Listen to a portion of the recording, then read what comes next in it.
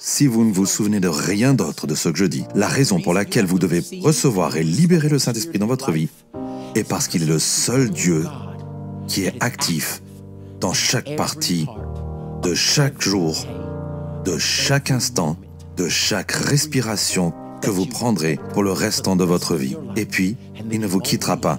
Il vous accompagnera dans une maison céleste si vous mettez votre foi en Jésus, qui nous a sauvés, et vous serez présentés au Père qui a tout pourvu pour nous. Je vous le dis maintenant, le Saint-Esprit est Dieu.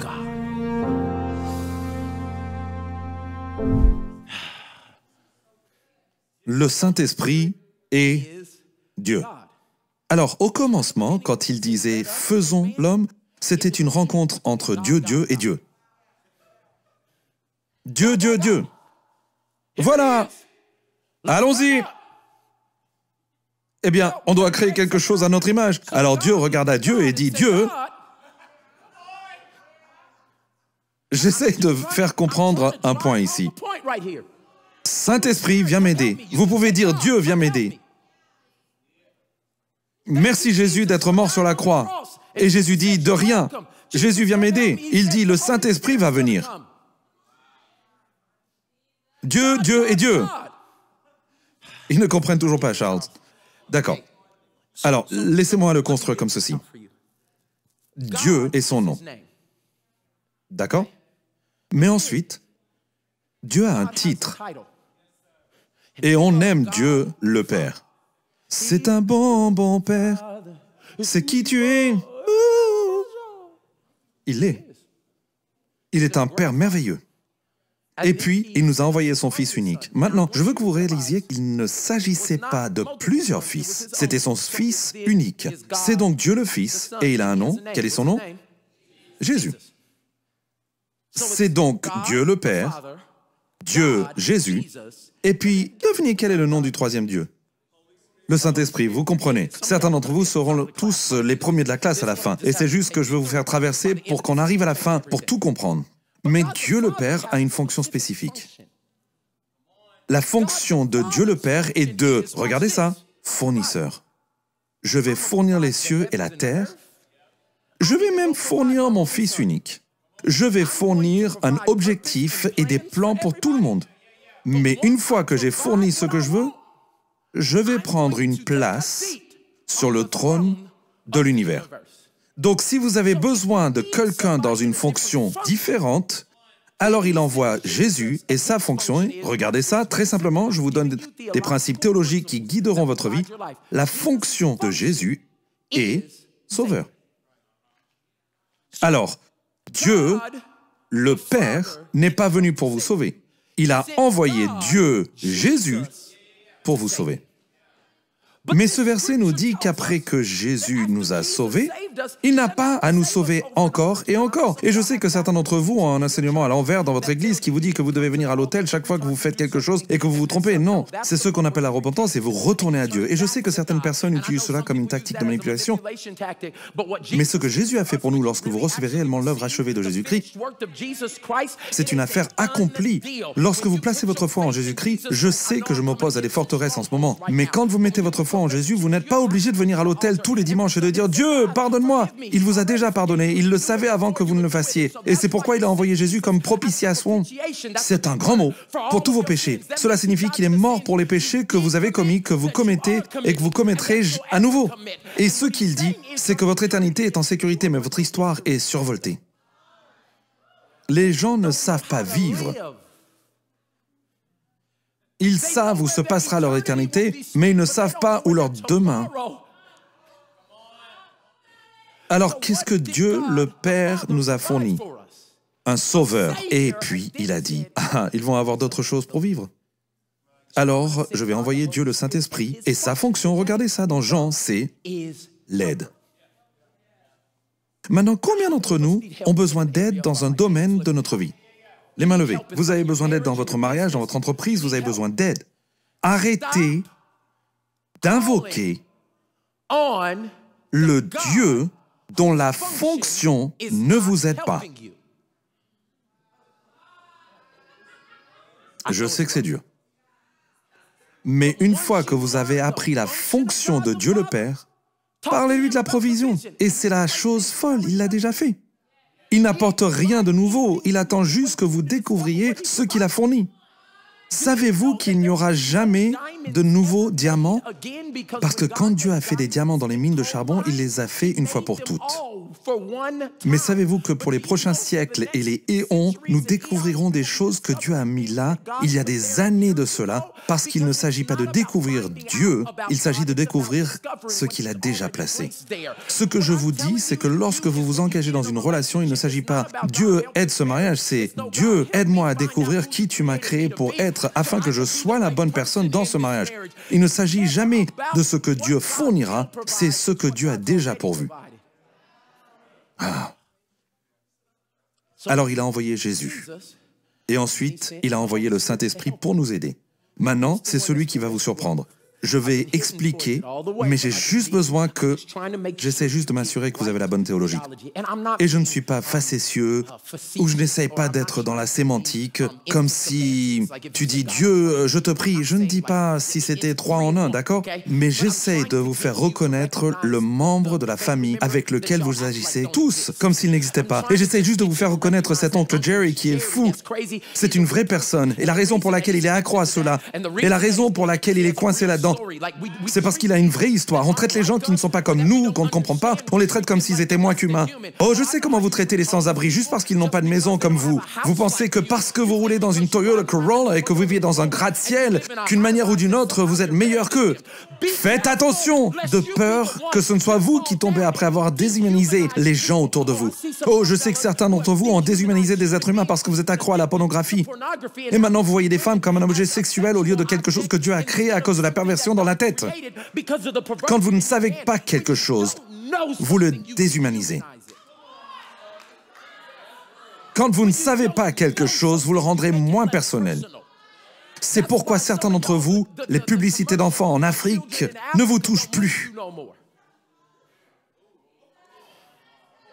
Vous voyez les enfants avec leur ventre et ils mangent dans des trucs et tu as jeté ce qu'ils auraient pu manger pendant une semaine.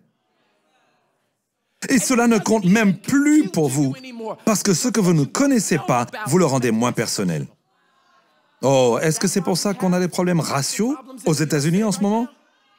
Parce que tu as été élevé avec tous les Noirs, et que tu as été élevé avec tous les Blancs, et tu vas au lac avec tous les Hispaniques, et oh, moi j'ai des amis noirs, et c'est le gars en fait que tu payes pour travailler pour toi, et il est le jeton qui vient à votre truc, la raison pour laquelle vous l'avez rendu moins personnel.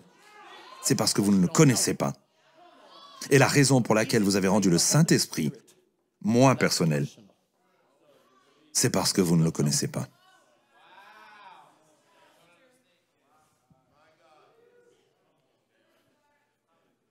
Dieu, le Père, est un pourvoyeur. Dieu, Jésus, est un sauveur. Dieu, le Saint-Esprit, est un quoi? Et ils ont tous un statut actuel. Regardez où est le statut actuel de Dieu, le Père. Regardez ça. Son statut actuel est mis à part et saint. C'est pourquoi Dieu ne pouvait pas venir sur terre, parce qu'il ne pouvait pas se mêler au péché. Je ne peux pas commettre le péché. Pour moi, je ne peux pas fumer. Alors, quand j'y vais, et pas parce que j'aime pas les gens qui fument, c'est juste comme ça me fait quelque chose quand je rentre dans une chambre d'hôtel ou je monte dans une voiture que j'ai louée, je peux voir immédiatement, mes yeux commencent à pleurer, je commence à avoir une réaction allergique, je ne peux pas faire la fumée. Alors, quand je vais louer une voiture et que je monte et qu'il y a quelqu'un qui a fumé à l'intérieur ou d'autres choses, je n'ai aucun problème avec toi. Je ne peux pas conduire cette voiture parce que je ne peux pas faire ça. Cette atmosphère n'est pas propice pour que je sois exactement qui je suis censé être. Cela commence à altérer qui je suis réellement. Alors ce que Dieu a dit, c'est « je ne peux pas pécher ». J'ai créé une terre parfaite et je ne peux tout simplement pas pécher. Donc, il nous dit littéralement dans la Bible que l'Éden est toujours un lieu caché aux êtres humains parce qu'il est gardé et fermé par des anges, parce que c'est un espace dans lequel seule la sainteté est acceptée. Seul le parfait y est accepté.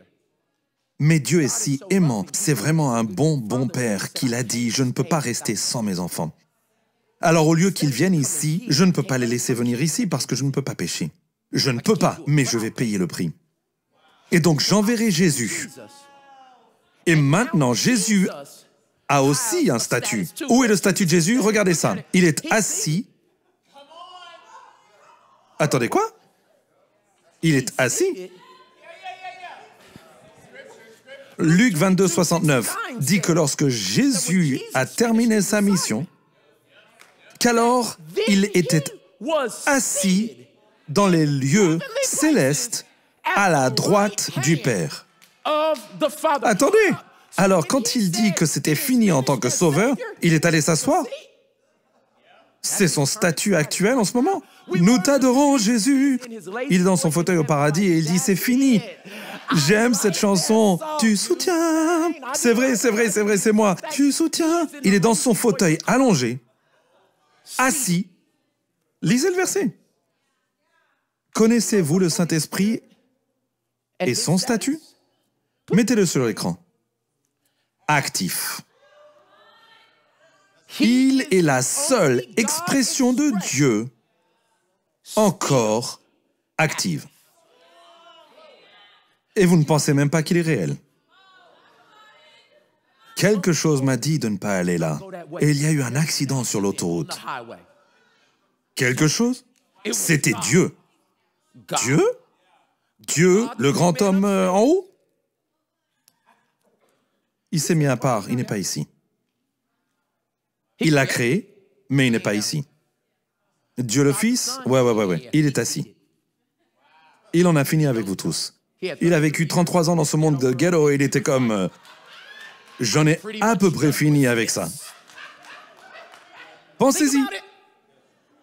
Le seul Dieu qui est encore actif sur la terre aujourd'hui est le Dieu qui... Saint-Esprit.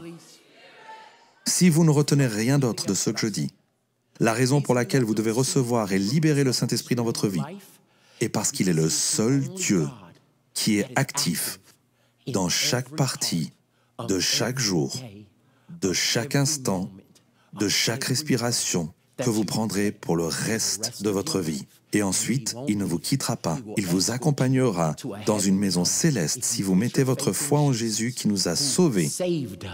Et vous serez présentés au Père qui a tout pourvu pour nous. Je vous le dis maintenant, le Saint-Esprit est Dieu. Et le plus fou, c'est que je pourrais aller dans de nombreuses églises aujourd'hui. Et il y a des gens qui lèvent les mains, élevant la voix, et ils ne reconnaissent même pas la personne du Saint-Esprit. Puis-je simplement vous le résumer? Tous ont leur place. Je viens de le dire, mais certains d'entre vous sont à la tête de la classe. La place de Dieu le Père en ce moment, le ciel. Et c'est là que tout le monde essaie d'arriver. Ouais. Dieu Jésus, sa place, devinez où il se trouve? Paradis. Mais savez-vous où le Saint-Esprit est en ce moment? Il est sur terre. Il est juste à côté de vous et il est en vous. Saint-Esprit, rends-toi vivant pour les gens maintenant. Oh, ne pensez pas que je suis sur le point d'enseigner un message sur lui et sans lui. Comme si j'allais avoir des arrêts et des pauses aléatoires parce que certains d'entre vous, en ce moment, quelque chose à l'intérieur de vous commence à bouger. Vous commencez à libérer et à éveiller votre compréhension. La foi vient en vous en ce moment. Et certains d'entre vous ont besoin de comprendre qu'il est une personne. Pourquoi n'accepteriez-vous pas la mise à niveau? Pourquoi ne lui permettez-vous pas d'être Dieu dans votre vie? Alors Dieu le Père, écrivez ceci. Dieu est notre Père. Vous pouvez simplement le lire sur l'écran et le voir. Dieu est notre Père qui pourvoit, qui est mis à part et saint, et il est au ciel. Comment savons-nous cela? Matthieu, le Notre Père que tout le monde récite, nous dit où est Dieu le Père. Notre Père, qui est où? Ça vous a donné ses coordonnées GPS?